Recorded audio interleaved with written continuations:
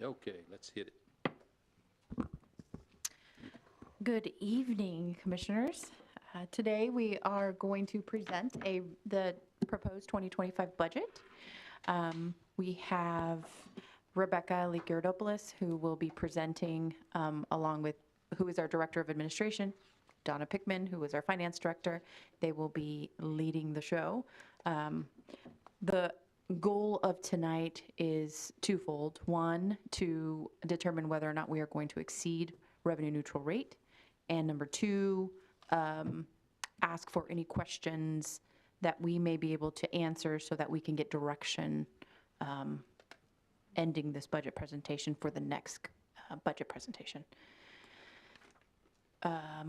With that, I will turn it over to Miss Rebecca, and she's going to start us off.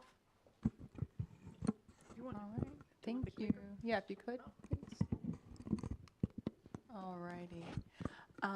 As we go through these next slides that I have, it's a lot of history and kind of being able to frame where we began as staff, our actual budget calculations. So please bear with me. I know we've heard a lot of this before, but just for those that are watching on our live stream, and we'll view this later, we wanted to make sure that everybody had a good idea of where we've been so we can look forward to where we're going.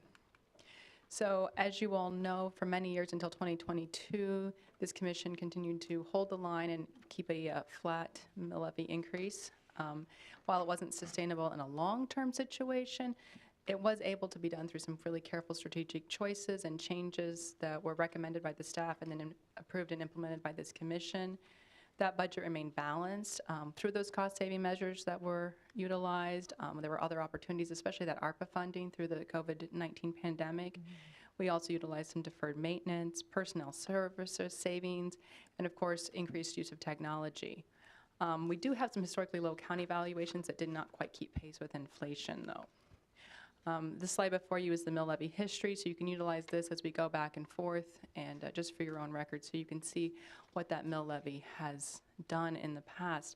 As a reminder, mill levy is just a percentage of what the actual tax valuation. It's not a specific set number, so everyone's mill levy will be different. Again, you've seen these slides before, but just as a reminder, this is some examples of that cost savings that the staff has worked hard with your direction to implement. The using of ARPA funds helped refinancing that existing debt that we were able to utilize during those historically low interest rates of the pandemic. In the strategic planning during that 2020 community survey, continuing to look for those ways that could meet the citizens' needs and align with this commission's goals. And you'll remember that in 2021, you did provide us with some strategic goals, and we'll be going through those here as well. And of course, the Sand Creek Station Golf Course debt payoff. In the personnel category, those cost savings went through focusing on, while we understand that we are a servant-based industry, we want to make sure that with our servant leadership, we continue to have the highest level of professionalism and services for our people. We have, though, throughout these past few years, held vacant positions and used retirements to be able to alleviate some costs there, keeping our health insurance low. We haven't seen those annual increases due to some very wonderful negotiations through our finance and HR departments. And then again, over those years where we continued to keep everything very, very tight, we've continued to find new ways to train our individuals and have really cut any non-essential travel and training. That was especially easy during the COVID-19 pandemic when a lot of our mandatory training was allowed in a virtual way. We have seen a reversal in some of those for training and traveling as those opportunities are no longer available outside of that pandemic era. And then of course in technology, you've seen a lot of these before, but there have been, as you saw in the department budget presentations, those upgrades to the court system and the code violation system that are allowing for the cost savings with continuing to provide a high quality service. So then again, this is just what came about in your 2021 City Commission strategic planning. You had a vision statement that I have for 3 main items: looking for a thriving community, an expanded tax base, and a city organization that provided trustworthy service. And then there were 4 strategic goals that came after that. increasing the tax base and growing the community, increasing the housing stock with all different types and price points, increasing the amenities to improve the quality of life and place, and to maintain and improve infrastructure. And city staff has taken that vision and these goals, and what comes next is a report that we gave to you, very similar to the one in December, what we do at the end of the year. But we also wanted to revisit it for the public to show that when we put the rest of our budget together, we do align it to these strategic goals that you've given us. So as you know, in the business and economic development realm, we've been working diligently to grow our tax base, and you see some of the pieces in progress that we know about and we're hearing about, whether it's the expansion at the logistics park or looking forward to having the Heartland Flyer. We continue to work to build that industrial tax base. In the commercial region, we have been very happy to show that those efforts have been paying off if you're getting either national and regional brands or local businesses started. Commercial growth helps because usually in a commercial setting, those properties are never subject for any abatements, and they also bring in tax revenue. So as this goes to your point of increasing the tax base and providing amenities, commercial buildings are able to do both. In that housing stock, which growing all types in housing, you'll notice that in 2022 and 2023, we continued an upward trend of 36 new units starts on each one of those, and year to date for 2024, we're at 18. So we're certainly seeing that growth in housing from the 2018 and 2019 years. And you'll see here on the next couple of slides some of those additions where you're seeing that growth come from, including the Fox Ridge addition, which you've seen a lot from, Autumn Glen, Sand Creek, and Wheat Ridge. And again, you talked about wanting housing in different types and sorts, and of course you have Harvest Point, which is more senior, Mennonite housing senior focused, and the Enclave, which provides duplexes, and we're hoping to see some multifamily living out of Fox Ridge as well to be able to meet that goal that you set before us. In amenities and quality of life, obviously the public library has been on everybody's radar, and the wetland park, the ball field improvements. We've been resurveying the historic downtown, done the turf replacement at Fisher Field, had that facade improvement grant through Main Street, and are hosting the Adaptive Open. So again, keeping those items that you all have put forward and trying to make sure that we're meeting those through our budgetary goals.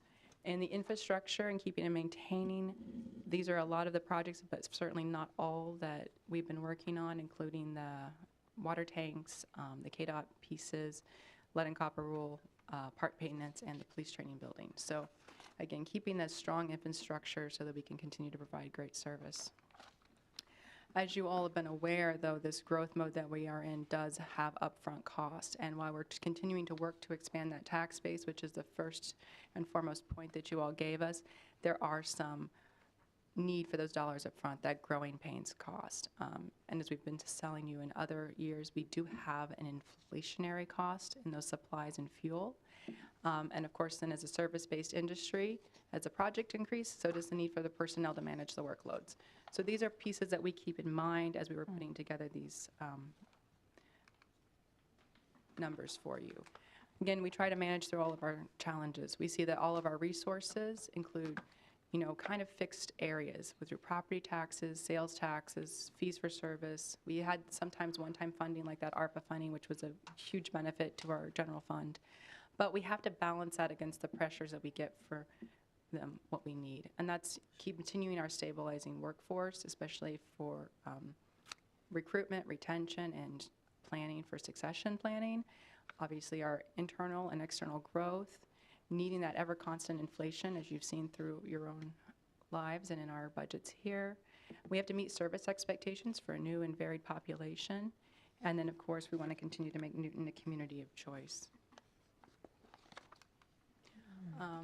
As a look back at the end of 2024, when we communicated with the public, we talked about where does a tax payment go? And this is, again, to help be informative for everybody that would be watching at home. Is if you have a $100,000 house in the 2024 year, this is kind of your breakdown of what does your tax dollar pay for you specifically. And this is that portion. So this is a nice piece of reference for people. When we speak about what a mill is, remember that that's just a percentage of our full total taxes. And in this slide here, we compared the value of a mill from where Newton is, that little orange dot there, close to the right side, with all the other cities of the first class in Kansas. And this is for your 2024 numbers. You'll notice on the high end, you have Overland Park in Wichita. Again, their valuations of home and commercial and industrial is a lot higher, so you'll see that their mill for them is almost or above $5 million, where on the lower end of their first class cities, Fort Scott sits at like 51,000. So there's a lot of variation there. We kind of tend to benchmark ourselves in the middle, somewhere between about Salina and Pittsburgh. And so we are still at the low end of those cities that are a little bit more comparable cities of the first class, just for your reference. One of the last slides that I will give you here was assessed value increases. I'm sure as you're all aware, assessed value, we saw a percent change in that assessed valuation, and we wanted to break down for you where was that growth seen. We saw about 13% in residential. We saw about 7% on residences on farm homesteads, a little decrease on agricultural, a 16% in the commercial and industrial. So their growth percentage was one of the highest, except for the not-for-profits, which I'd like to set aside. We do have 3 individual parcels in Harvey County that are not-for-profits, but their type of not-for-profit does pay property taxes. And so these run as commercial businesses, and for however they fit within the tax code, they do pay property taxes. So you can think of them as not-for-profit commercial. Which ones are those? The one off the top of my head I remember is the Et cetera shop, and I cannot. Masonic Lodge and the Eagles Lodge There are you the other two. Thank you. Eagles Lodge, Sonic, and what was the other one? Et cetera. Et cetera? Et cetera. Okay. So that would be in our downtown area.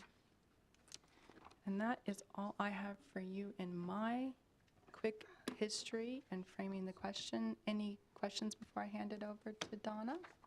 Good information. Okay. Thank you. We've come a long way, baby.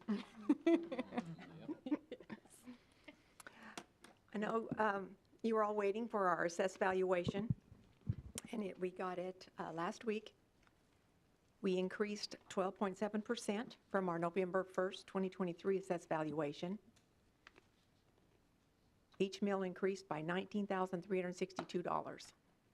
So our new mill equals $171,243. Last year it was $154,000. So we've come up. If you'll remember, the 2024 mill levy rate, it was 72.361. If we would go with what the county clerk has to put us as a revenue neutral rate, it would be 64.485. You remember that's the same mills that would, it was the number of mills that would bring us the same tax money that we got last year. It would be a loss of 7.876 mills, or $1,348,000. This year, we're proposing to stay with the same mill that we had last year, the 72.361. The only tweak we're doing is taking a little bit from the airport to keep it closer to the 90,000 that each, the county and us each pay, and adding that to general a little bit. That's the only difference you'll see. When we look at the forecast for the citywide property tax supported funds, you know, this is general, airport, library, special liability, and bond and interest. This is with the 12.7% increase. And you can see we do start going down, but it's nothing like it was before when I just had the 5% increase in there. We went down to, I think it was 900,000 in the red on that last year of 2029. So this does boost us quite a bit, and I feel like we were valued very low, and that's maybe what has hurt us the last few years, and now we're getting up to where we need to be. Just looking at the general fund, you can see how we stay up a little better for the next 5 years. And this only has like 2 or 3% increase each year, back to kind of normal. We don't know what it's going to be like the next few years, but I'm not going to start adding 7 to 10% in there to make it look good. So this is just kind of normal for our forecasting that we've always done. When you look at this sheet, this is the general fund. What I've done with the 2024 estimated, you can see in red, I have put in there what I think those 3 items are going to come in as. Sales tax, I think will at least hit $6,500,000. We're about 90,000 lower this time than we were this time last year. So we'd have to lose 300,000 to get to where I'm saying we're going to be. Use of money, I say we're going to have $1.2 million, and I'm pretty confident of that because right now we have 835,000, and with just the investments I have out there now, they will come in, and I'll have $1.2 million. And then, of course, our ARPA funds, that is exactly what we transferred over after interest earned. So you see, we end the year, if we spent every dollar of our expenditure budget, we would end up at 21%, which is awesome for starting our next year. So next year, if we would take the whole 12.7%, this is what I think we'll come in at. And what we've done here in the bottom, the new positions you'll see as 272,918. That's the 5, is it 5 new positions we've got in there? But we have added a 3% wage increase for our compensation study. And this is just something we put in there to show you we don't have to do that, but I know you all had talked about doing something like this so we could have a pot to pull from next year. And if we do that and we spend every budget dollar we had, we'd come in at 14%.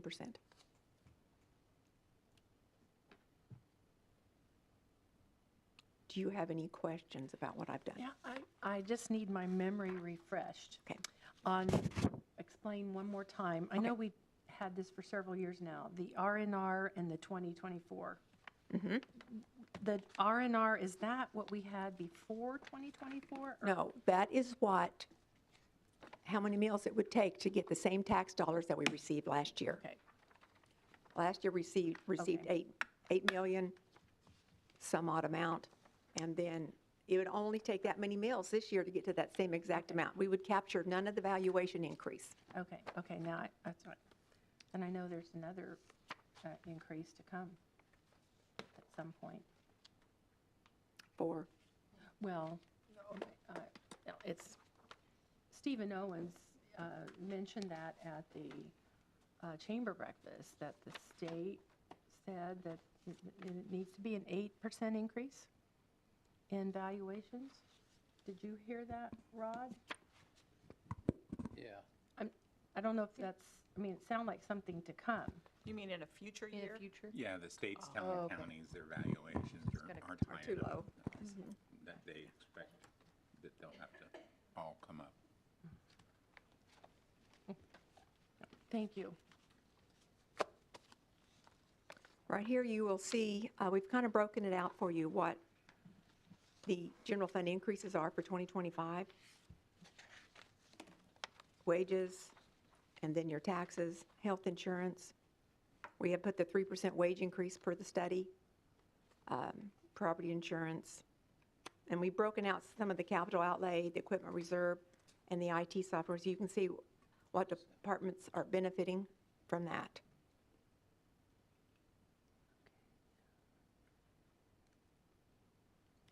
And this is stuff that we've all covered. Nothing's changed from when we went over with each department.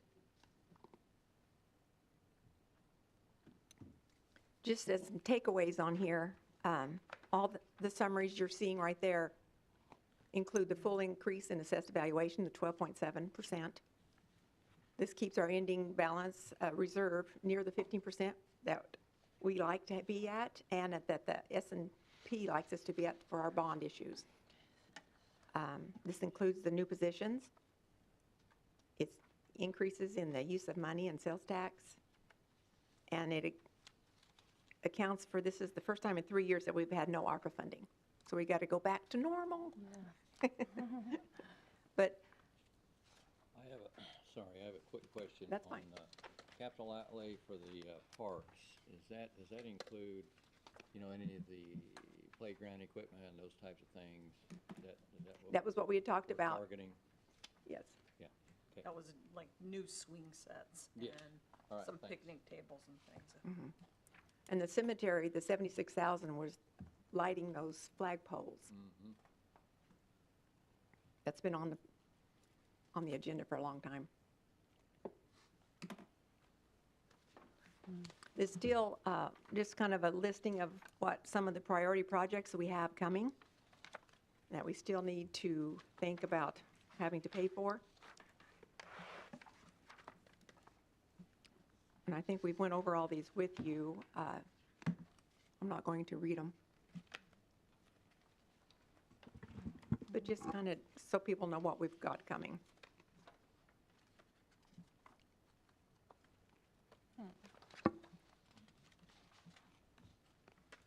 So it went up 12.7. It doesn't mean your house went up 12.7 because there was new in there also. So an average house, do you have a feel for how much an average house went up? Well, even if you just took a $100,000 home and it went up 12.7, it'd be $12,700. It would go up, Of the Right, appraised right. value.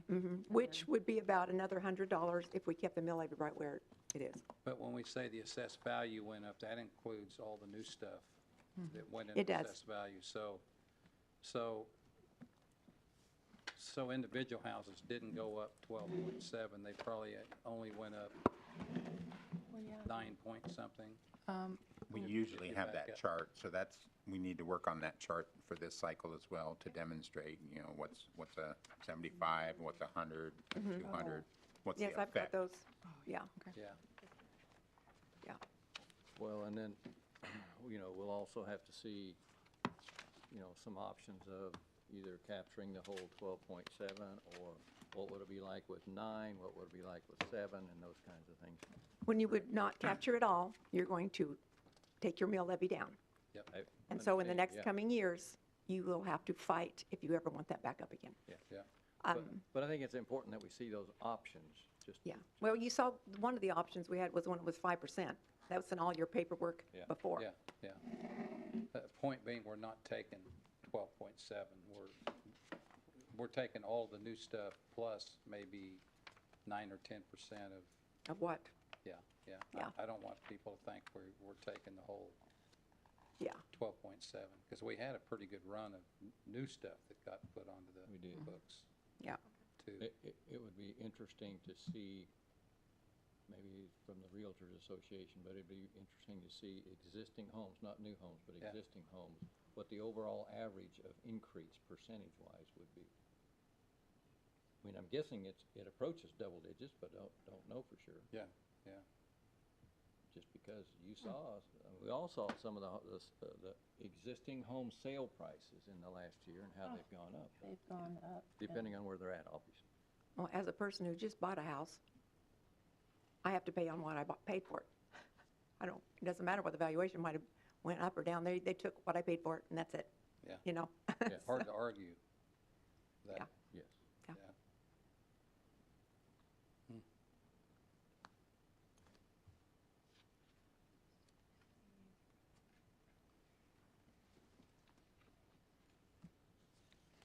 What other questions do you have for us, or can we explain any more, or what would you like to visit about?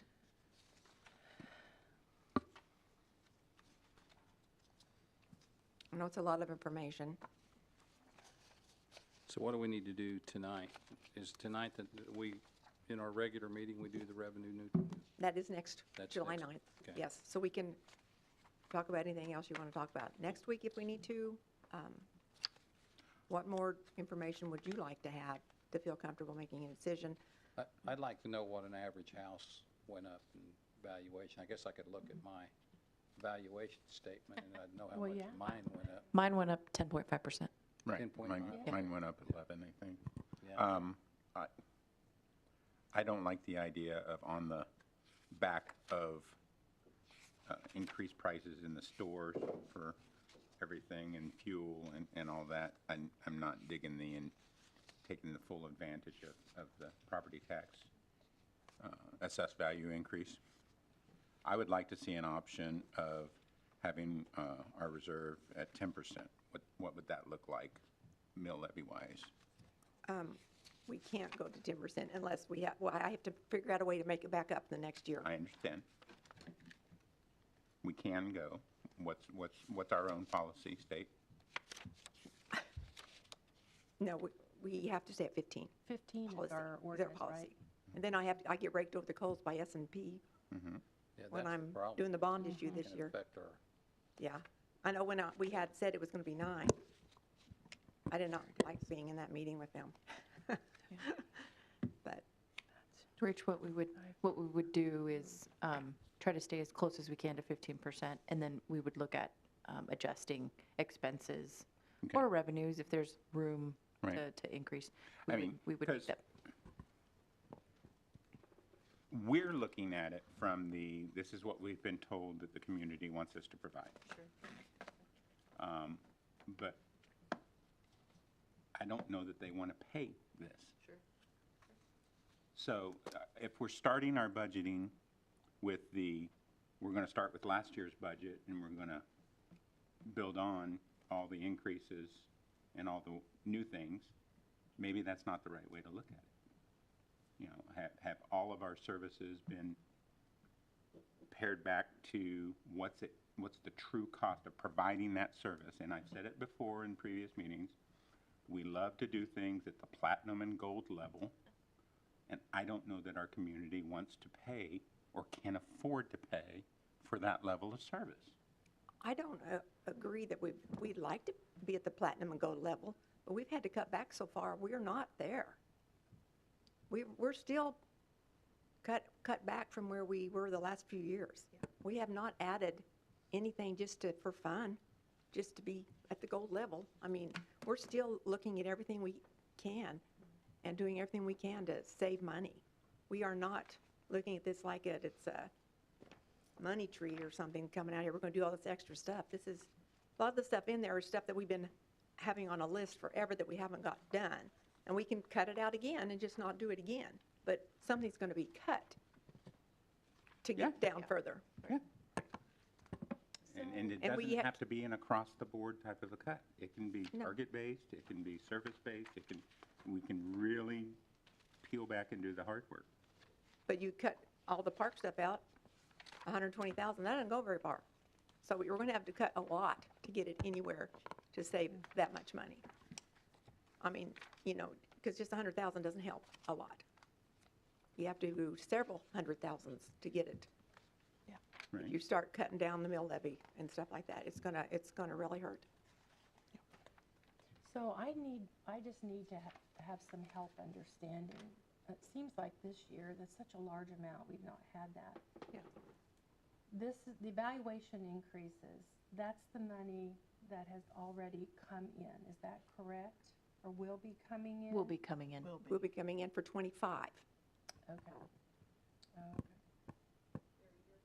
it's part of the equation.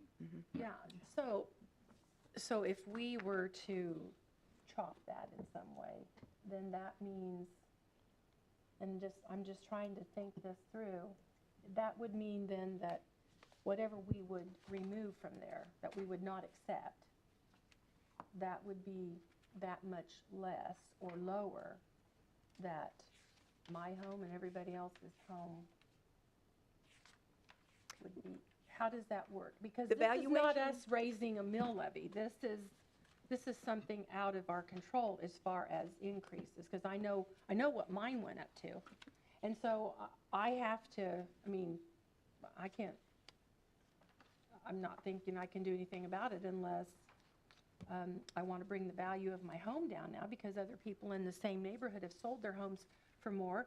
The appraised values of these homes where I live have gone up roughly $30,000 in the last 10 years. And people have bought at that new rate. So I'm not too anxious to go and have the value of my home lowered now, because other people have sold and gotten that. So but I didn't have any control over that, and so I'm just wondering, how does that work without, if we were to cut that? What does that do to my home, your home, or, It would lower it somewhat. It wouldn't lower your assessed value. Your assessed value would still It'd lower your be- taxes. But it would lower your taxes. And the only way to lower your taxes is to lower the city's expenditures, so that Okay. we're asking for less of a mill. so the appraisers can come out and appraise the home, and then they arrive at the assessed value, and that stays the same. It's just that I won't, the taxes that would come due as a result Yeah. of this, I would not pay if we cut As much. as much. The multiplication factor, it's a smaller number. Okay. And when I looked at just a flat 12.7%, if you increase, it's about $100 per $100,000 worth of home you would pay for the city staying where we are. And So, and again, I'm willing to admit my ignorance on this. If my appraised value and my assessed value stay the same, but I'm not going to pay the taxes on that, if I chose to sell down the road, I would enjoy I would enjoy higher value. Yes, okay. I don't know about that. What you sell it for really doesn't have anything to do with what they appraise it at, unless you bought it recently. And then you really don't have an argument. The value is obviously that, or she wouldn't have paid that. Well, if I sell, I understand that, but if somebody comes and buys my home down the road and I'm not paying as much in taxes. Yeah. Because I know what the taxes are going to be now that this has happened. But that person that buys my home will pay Yep, they would. those full amounts.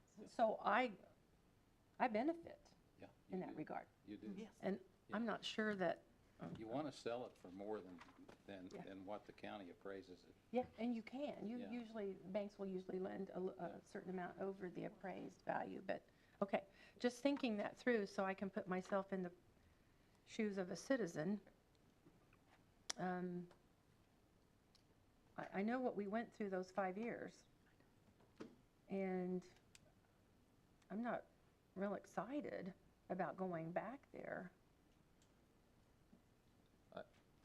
And in line with that, and in line with what Rich said, too, just because we are the vision group for our citizens, we're doing this for the year 25, but this isn't the only year. We also have to look out, what's that gonna be like in 26? That's what I'm looking at. And then in 27. Yeah. Because, back to those 5 years when it stayed like this, and then the big hit, we did that, and you know how the citizens screamed Oh, about that. yes. And that's painful.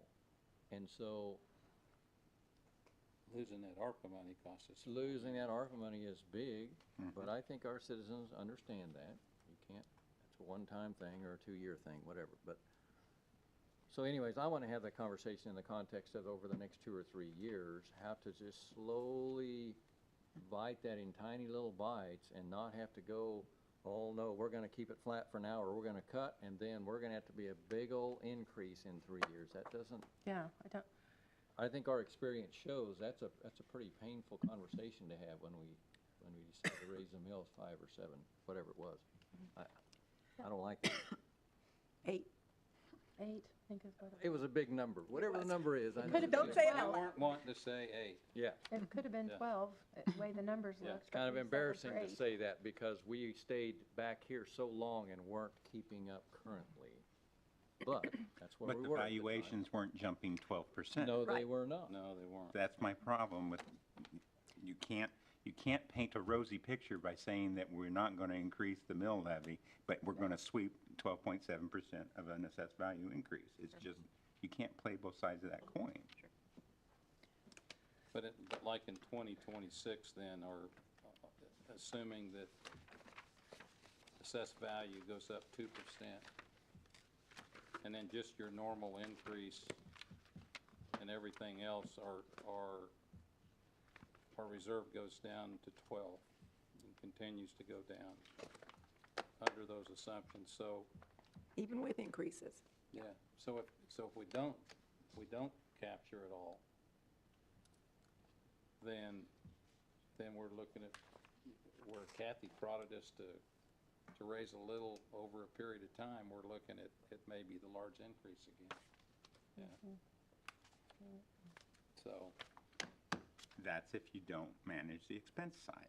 yeah, yeah. And I'm not necessarily convinced that we've sharpened our pencil enough on that. And see, I'm sitting here on the expense side, and I'm thinking, well, is this, I can't remember, I don't have it open in the book, but these new positions.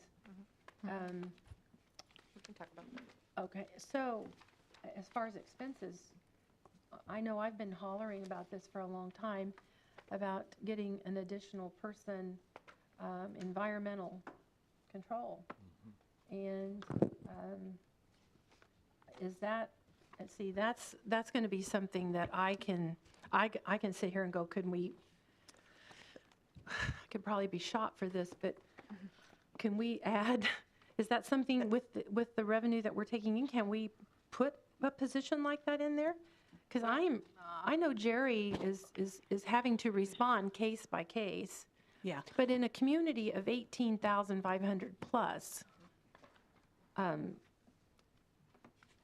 I think that we should be able to do more than, that's not saying that Jerry is not doing his work. That's just saying Jerry needs more help. Understood. And we did not put a position in the budget that is presented to you for that. We did not didn't put think an that we additional did. position in there. If you recall, what we chose to do is we're upgrading our software, which is helping us get to stuff Yeah. a lot quicker. We're trying to use technology to get there. And utilizing building inspector to be an additional person part-time when we can, when they can pull away. Just for discussion, one position that is in the general fund that we suggested, that is included in the numbers, that it could get pulled out.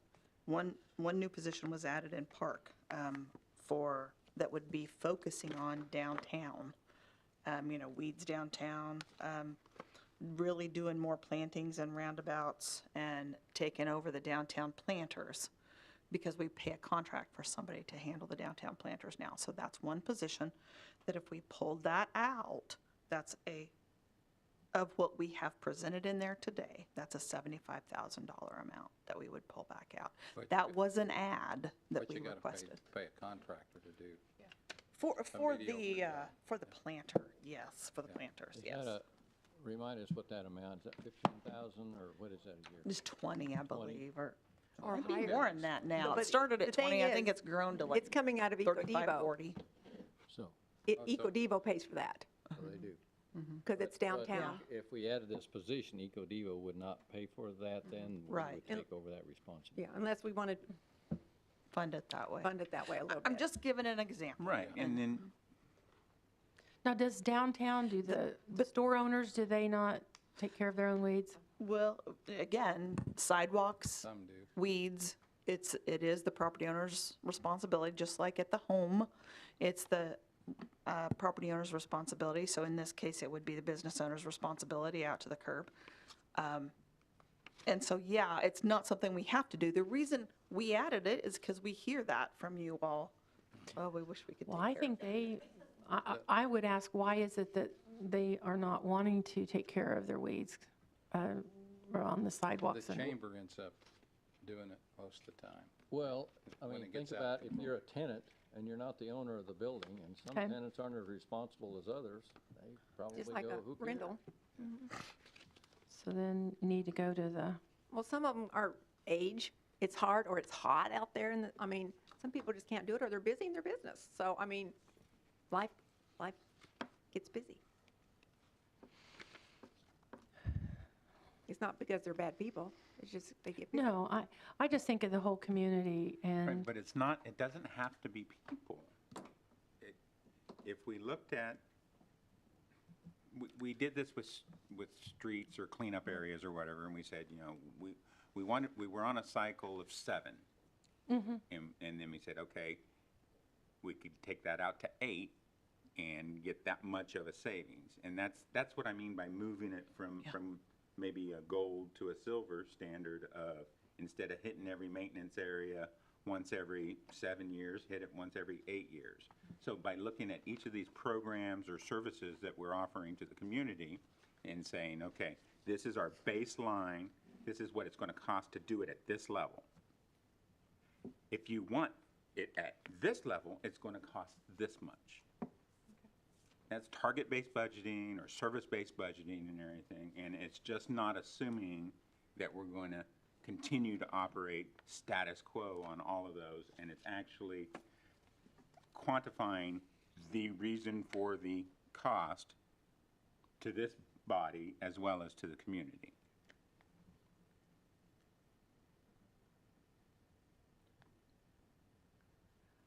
Donna, what is your sense? Remember 3 or 4 years ago, we prodded you to get closer, instead of having so much contingency or float in there, and then when we got to the end of the year, oh, well, we didn't spend, there was an extra whatever because we didn't spend it, but then that's been scrunched down. What's your sense of, is that 1%, 2% that we may not spend this year of all of our costs? Well, before, we used to spend about 92% of our budget.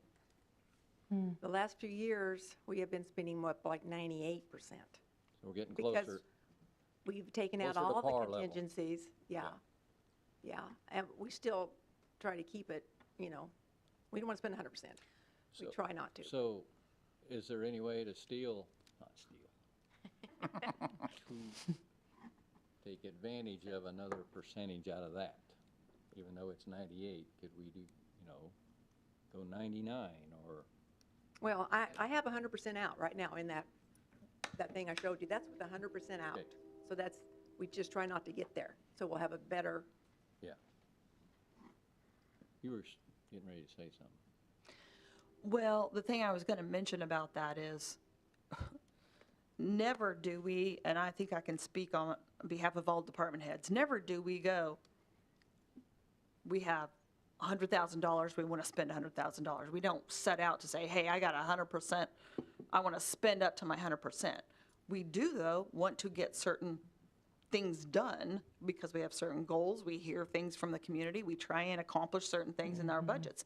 Then we have things come along like windstorms or snowstorms, and that pulls police and fire out during the event. It pulls out the street staff after the fact to take care of limbs or to clear streets. And so those costs too, we're gathering those up for this recent windstorm too. And that is something that we know can eat into that, say 90, that 2 to 3% buffer that you're talking about. So we don't want to spend clear up to the end because we know there could be something happen, and because the end of the year is in December, that frequently can be snow. So we try to watch that as department heads and not spend clear up to it. But there may be instances when you do have to. Leroy, to add to that, from a finance standpoint, and Donna, please tell me to be quiet if I'm barking up the wrong tree. I get where you're going because we normally don't spend 100%. It's between 90 and 100%. So if we have an $8 million general fund budget, what is it? Let's say it's 8, and 10% is 800,000, and we normally spend 90%. I think where you're getting at is, can we count on maybe half of that, 400,000, coming back, so that we don't have to take advantage of the full levy? We could, but the minute that we do, and I've seen this happen during COVID happens, and then we can't count on it because it's trend budgeting, which is what I think Rich is trying to get away from. Don't just do what you've done in the past. Look at your base budget and then build your budget. So I would rather, in my opinion, build it into the budget, make the cuts, make the increases, take advantage of the entire assessed valuation, rather than thinking, oh, we probably aren't going to spend that entire money and let's build that back in. I'd rather have it set in stone so we're not hoping and praying that we don't use it on the chance that we do. Does that make sense? That makes sense. Okay.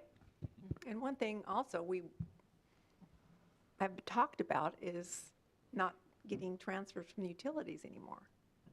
And we can only do that if we have enough money coming in our general fund to build those back up too. So that's something that's always in the back of my mind is if we bring in enough money, can we not do that this year and help those funds get built back up? But they're included in here. The transfers are included. Well, again, I'm just seeing the trend downward of our ending balance at 2 or 3% a year, increase in valuations.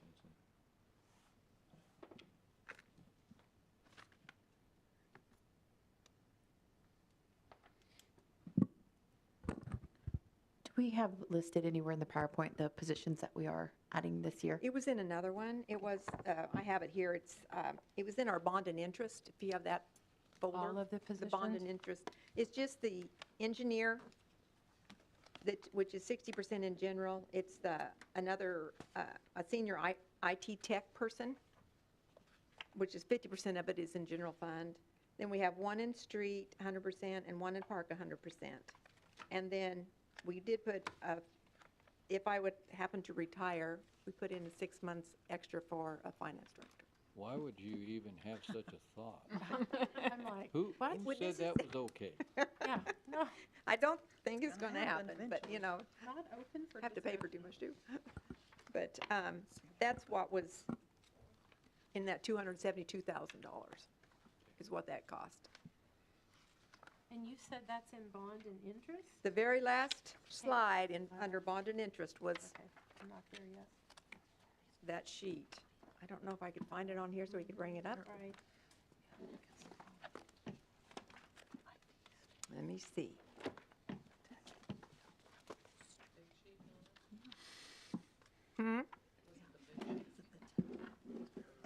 No, it was like, let me look in here if I can.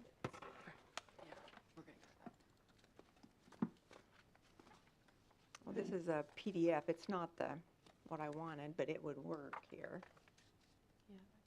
Right here, if you can look on the screen, this is what they were. Can you make that bigger? I bet you I can,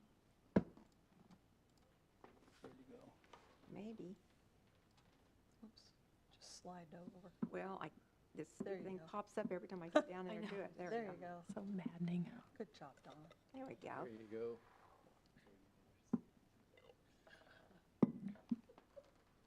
Well, as far as that that's just half-time, that engineering individual, right? So Well, then- it's only the percent that comes out of general, because the rest of him goes into some of the utilities, Yeah. because he works for them as well. Okay. And then- Same with the senior IT tech. You're not gonna hire an Only 50% of that is Oh, in no. general, the No, rest are fuck in the no. utilities. And I'm spread out over all of them as well. That's why that shows 30% there.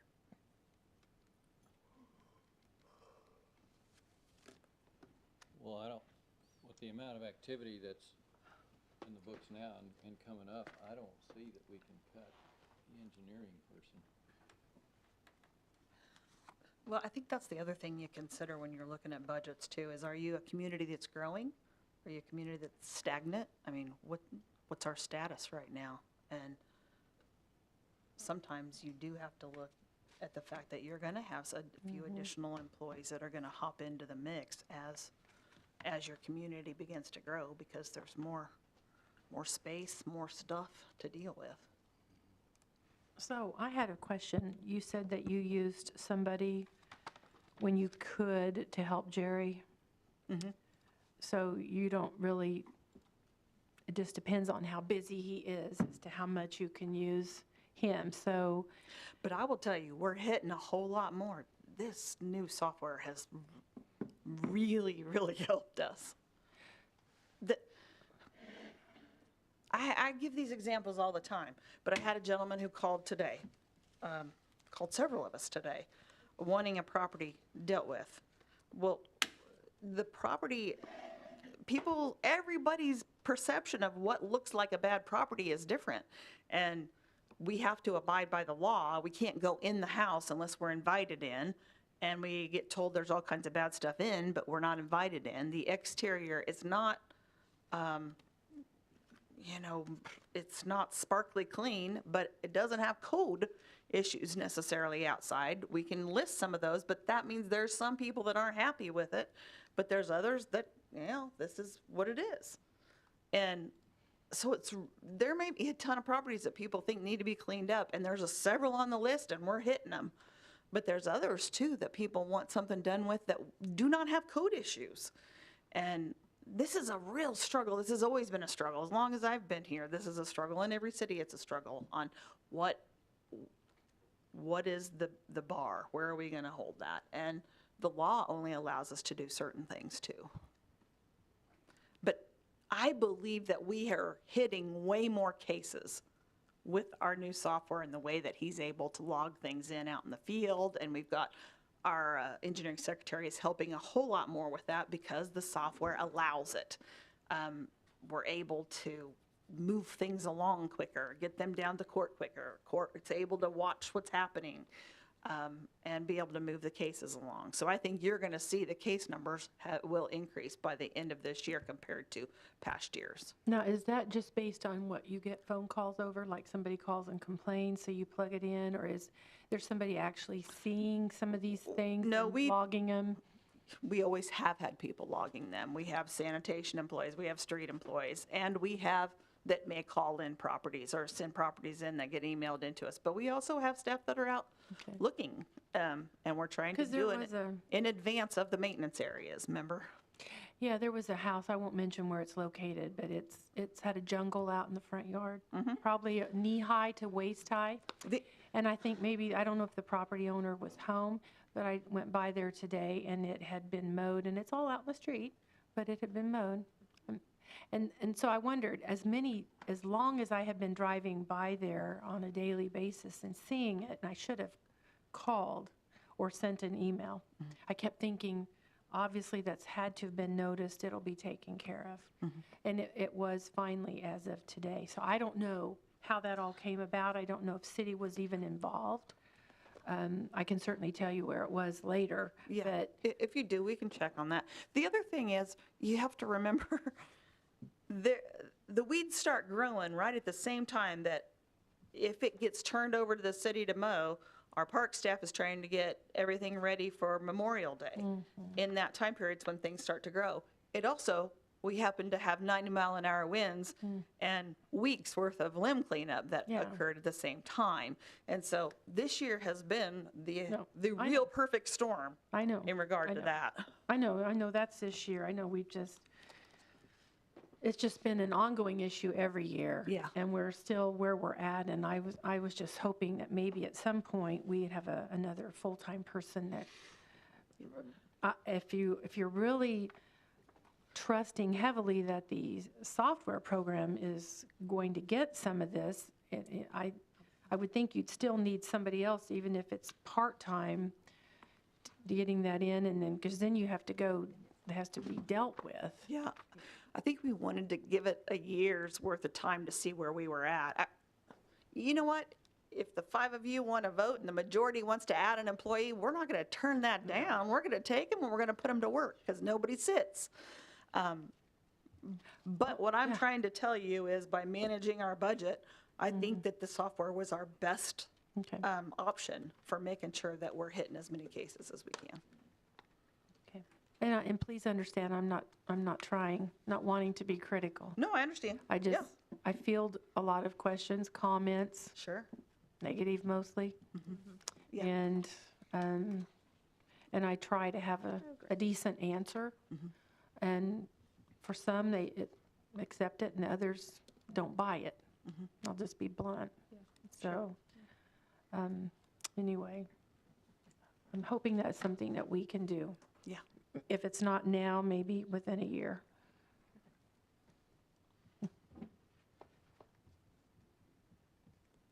Well, just to cross one bridge,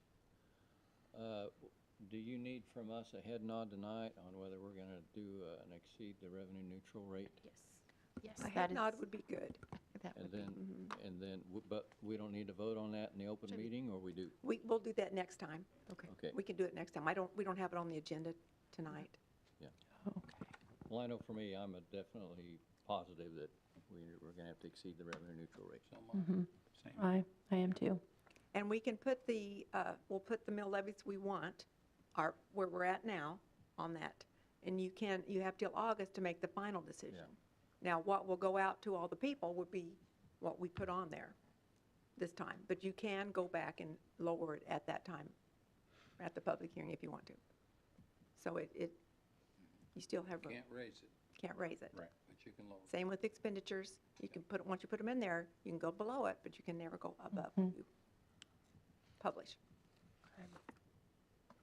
So I'll have it ready for next time to vote on, with keeping our mill levy the same.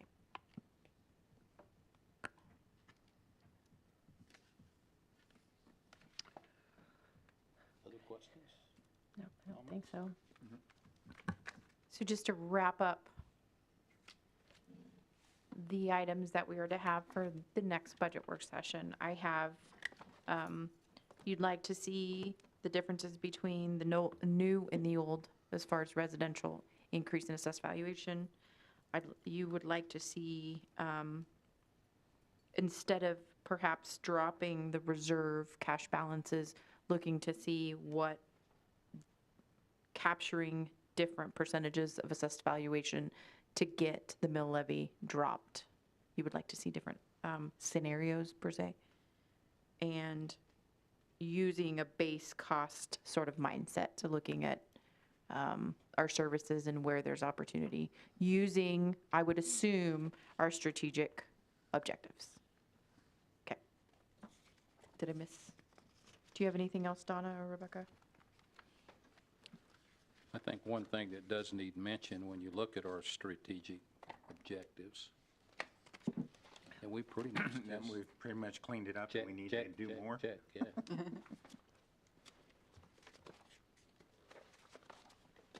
And that hasn't been without a lot of hard work by everybody. Definitely been a team effort.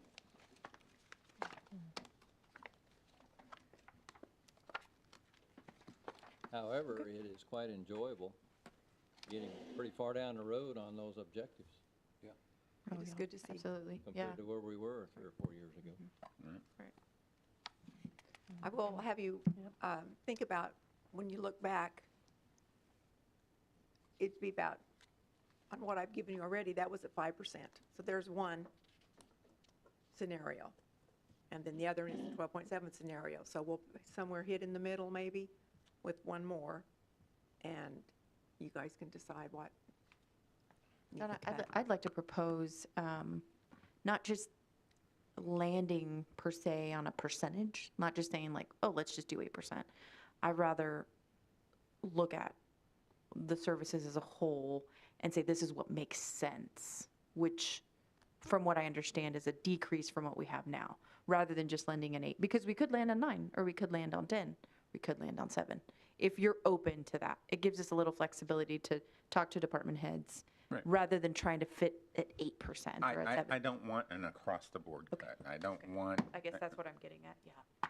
I mean, I want us to really look at the services, the quality of services, and, propose it. We may say no. The community may say, no, we don't want that. We do want to pay for that much of that service, but they need to be scrutinized. And that's kind of our, Yeah, and not just for next year, but where are we going the year after, the year after, the year after? So if I know that gets way out there, but reserves are important. Yes, they are. So, yeah, there's no way, there's a lot going on right now building-wise, I mean, I guess right now Hillsborough Undersea, that's a 10-year abatement, so. We're working towards kind of a fun scenario here after it all kind of goes together, so. We've just fought so hard to get it where it is. I hate to lose Yeah, any yeah, steam. get behind the 8 ball again. Well, and I think when you look at these services, I hope that it's something that as it moves along year by year, as we're looking out, that it's not something that 3 years down the road or 4 year, we go, uh-oh. I had to check my privilege this year, okay? Because I can afford the increase in my property tax, and I can afford the increase in my insurance, but I had reality slap me upside the face. And I now truly understand how people can be priced out of their homes, and we can't do that. I mean, look, if property taxes continue to go up, and then right in line with that, insurance is gonna increase your rates because your property value's gone up, or it's just, and then they're paying more in the grocery store and more at the fuel pump. I mean, we can't be glad that the valuations went up and just sweep it. We have to definitely show that there's some angst up here before we approve something, and that's all I'm trying to do, is really make sure that we haven't overlooked an opportunity to help the community. Okay. Also, I know Donna mentioned that it's our policy that we keep 15%, but also I want to mention that it's very important from a basic finance standard that we really stay at that 15%. It makes me nervous when we drop below that. GFOA, I believe, is still at 15%. So the Government Finance Officers Association encourages and recommends that cities don't drop in your general fund under that 15%. So it's sort of our North Star. If we're near that, it makes us, it puts us in a position where we're able to, but Right. yeah. I thought we Go ahead. had talked about this before. Is that the one that the state says it can't go below 10, but we set ours at 15? The state really doesn't say. There was one of them values. Usually it's benchmarks just that kind of we- a best practice at 50% is what the GFOA says. But I've never heard a state say you can't go below this. I mean, I don't know by law or anything that there's a law out there. I don't know. I've slept since then.